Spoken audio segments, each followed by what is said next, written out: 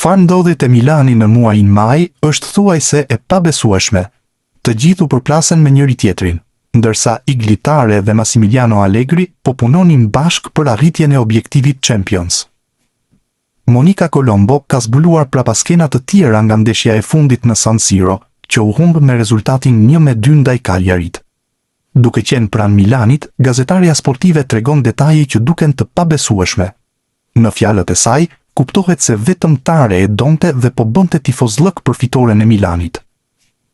Thuhet se te goli i Salemakers në minutën e 2 të ndeshjes, vetëm Iglitare u hodh në këmbë për të festuar avantazhin e Milanit.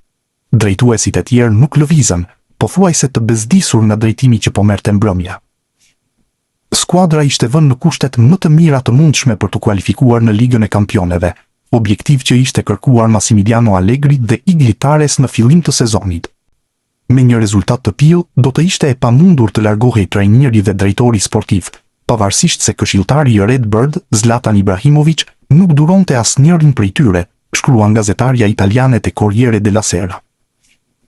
Gjeri Kardinale që vendosi t'i shkarkonte të gjithë drejtorët dhe trajnerin Allegri.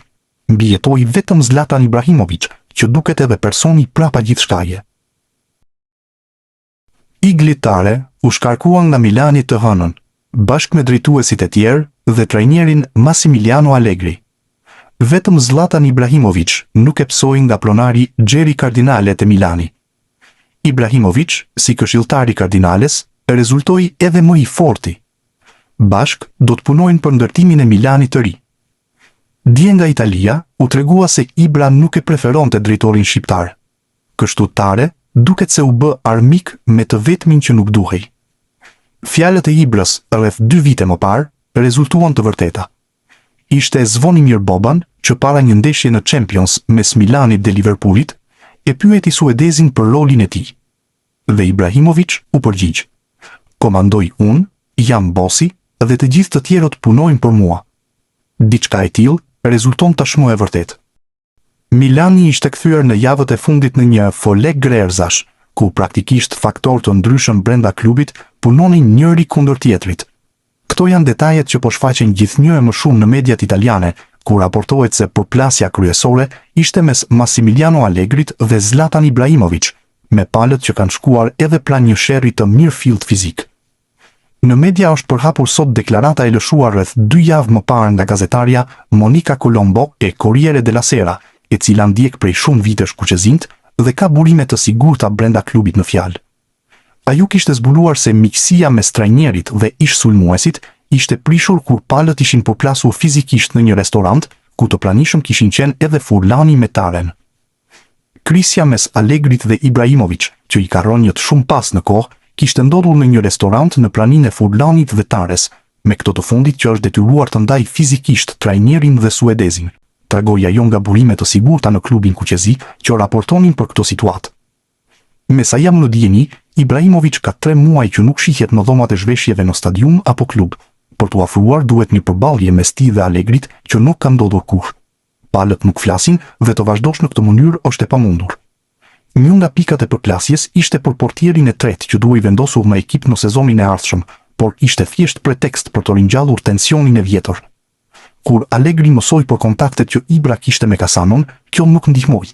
Ashtu si nuk ndihmoi fakti që Ibra ka kontaktuar Leaon dhe Fofana, duke u vënë këshilla taktike të ndryshme nga ato që i ka vënë trajneri në stërvitje, ishin fjalët e Colombos që i praprin kaosin e madh që shpërtheu te Milani në ditët e fundit.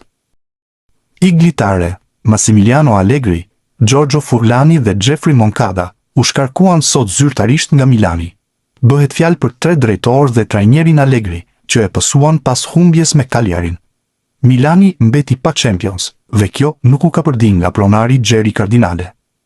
Deklarata zyrtare nga Redbird, ku tregohet për shkarkimin e Tares dhe jo vetëm, i kushtoi shumë shtrenjtë kuqezinjve. Kjo pasi duhen paguar plot 22 milion euro për këtë revolucion që sapo nisi. Iglitare kishte firmosur për pagën 800.000 euro neto. Shkarkimi i drejtorit sportiv shqiptar i kushton 3 milion euro Milanit, pasi llogariten edhe 2 vite kontratë dhe paga që konsiderohet është ajo bruto. Largimi i trajnerit Allegri i kushtoi 9 milion euro pronarit Kardinale. Në anën tjetër, CEO Furlani është shpenzimi më i madh, duke qenë se kishte rinovuar. bëhet fjalë për 10 milion euro. Vetëm drejtori teknik, pikërisht Moncada, ishte në fundin e kontratës. Ndaj me 3 të tjerët, bëhet fjalë për 22 milion euro që do të paguan. Vetëm Zlatan Ibrahimović nuk u largua nga pronari Xheri Kardinale te Milani. Ish sulmuesi suedez është në prapasken të shkarkimeve që shkaktuan tërmet dje te kuqezinjt. Iglitare, Massimiliano Allegri, Giorgio Furlani dhe Jeffrey Moncada u larguan menjëherë dje pas deklaratës zyrtare të Redbird. Prapaskenat e zbuluara së fundmi tregojnë se disa shkarkime ishin përgatitur. Portaren ishte thënë prej ditësh që do të bëhet i sakrifikuari i parë. Sa i përket trajnerit Allegri, rezulton që përplasja me Ibrën i kushtoi shtrenjtë.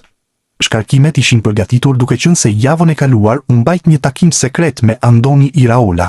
Trajneri i Bournemouth shfaqet aktualisht si alternativa kryesore për të pasuar Allegrin.